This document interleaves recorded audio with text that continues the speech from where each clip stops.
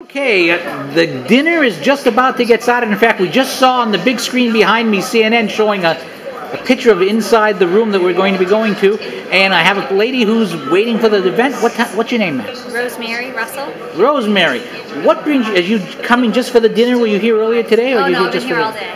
All right. What did you think so far?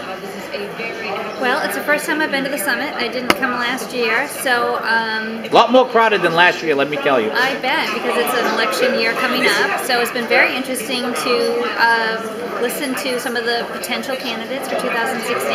I think one of the candidates that kind of moved me the most was Jeb Bush, surprisingly.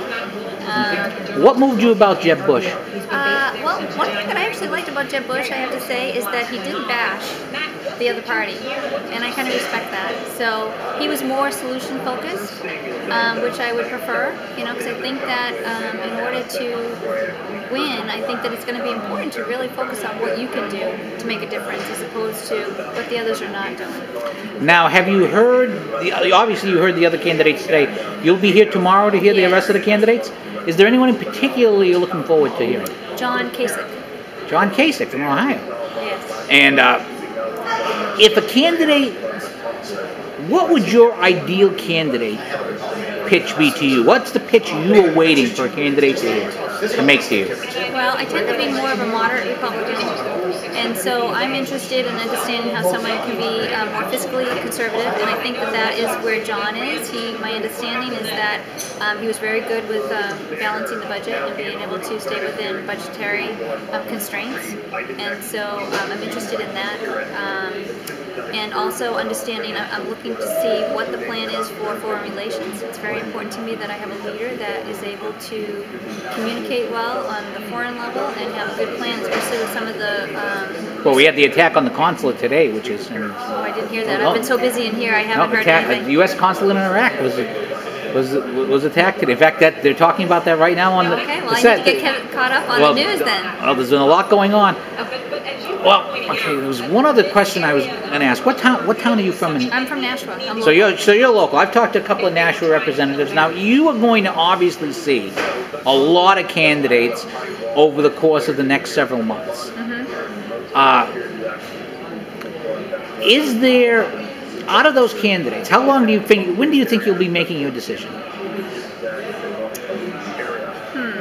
Well, I'm very busy in a local race that's occurring here in Nashua, so I'm supporting the Dan Moriarty as part of a mayoral race potentially here. So I'll be busy there. So I probably suspect that I'll make a decision later in the summer, probably around the fall. But is it odd to see so many of these candidates? So, I mean, in New Hampshire, obviously I live in Massachusetts, and as a conservative in Massachusetts, I barely see conservatives, let alone candidates. So in New Hampshire, you have a plethora of candidates and a plethora of attention. Is it odd to get so much attention every 4 years from so many people running for president?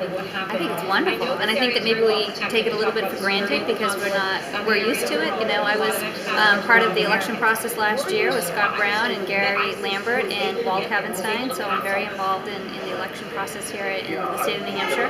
I feel privileged the fact that we're going to have so much exposure to the candidates that are coming through for 2016. So I think, I don't want to be hasty in my decision. I want to be able to meet each of the candidates face to face, which I think that I will have that opportunity. Today I was able to meet Chris Christie, but just briefly, so I'll be going to additional events to hear more what he has to say as well as the other candidates. And then I'll make my decision. And finally, why do you think the Republicans have such a deep bench compared to the Democrats? It's amazing how many qualified candidates we have.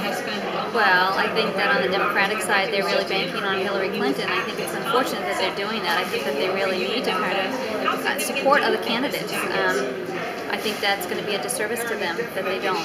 So I think on the Republican side, we're trying to have a wide range of candidates that will appeal to the many different facets of the Republican Party, and hopefully have someone that will come out and be able to bond the party together so we can put someone in the White House. Well, as a person who's working for a local candidate, you're probably very sought after. Well, thank you so much for your time. Okay, you're welcome. Thank you.